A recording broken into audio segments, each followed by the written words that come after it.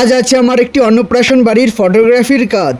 Hey guys, আমি সুমন্ত, চলো শুরু করি। সকাল সকাল আমি আর আমার বন্ধু অমিও দুজন মিলে বেরিয়ে পড়ি টোটোতে করে কাজে যাওয়ার উদ্দেশ্যে। মিনিট 10 ভিতর পৌঁছে যায় ক্লায়েন্টের বাড়িতে। পৌঁছে দেখি এই বাড়িতে বিপ্লব দা বেলুন সাজানোর কাজ করছে। এই পুচকি ভাইয়ের আজ প্রথম মুখে ভাত। বেলুনের এই লম্বা লাইনটা দিয়ে এখন গেট সাজানো হবে, যার এক সাইড আমি ধরেছিলাম আর বিপ্লব দা সেটিং করছিল। আর এদিকে খাবারের প্লেটগুলো এক এক করে সাজানো চলছে। তা দেখে আমি শুরু করে দিই লাইট সেট করতে। আমিও শুরু করে দিই আমার কাজ, এই আনন্দের মুহূর্তগুলোকে ক্যামেরায় বন্দি করা। একজন তো ছবি তোলার জন্য ভাইয়ের মুখের সামনে আস্ত একটি মাছের মাথা ধরলো। দুপুরের কাজ কমপ্লিট করে আমি আর রমিও তারপরে বসে পড়ি ভাত খেতে। আজ হচ্ছে উল্টো রথ। রথের দিন প্রতি বছর বৃষ্টি হতো মাস্ট, তাই এই বৃষ্টির ভিতরে এই ভাইরা বেরিয়ে পড়েছে তাদের রথটি নিয়ে। ছোটবেলা আমরাও রথ বানিয়ে এইভাবে পাড়া ঘুরতাম। সারাদিন ঠিক কম বেশি বৃষ্টি হচ্ছিল বলে সন্ধ্যার ঠিক আগে ভাইকে নিয়ে গ্রাম ঘুরতে বেরিয়ে পড়ি। এর মধ্যে আরো কিছু ভাইদের বানানো রথ তোমরা দর্শন করে নাও। ভাইটিকে বেশ তিলক চন্দন দিয়ে সাজিয়ে দিয়েছে। রাতে অনুষ্ঠান বাড়িতে আস্তে আস্তে লোকজন আসতে থাকে আর আমি ফটো তুলতে থাকি। তার মধ্যে নীতিশও চলে এসেছিল কাজের থেকে।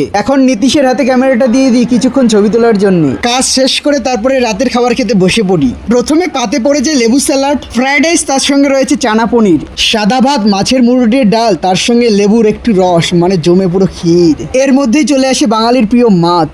মাছ খেতে না শেষ করতে করতে পাতে পড়ে যায় মাটন। চাটনি, পাঁপড়, আইসক্রিম আর কালাকাত দিয়ে আজকের পর্ব শেষ।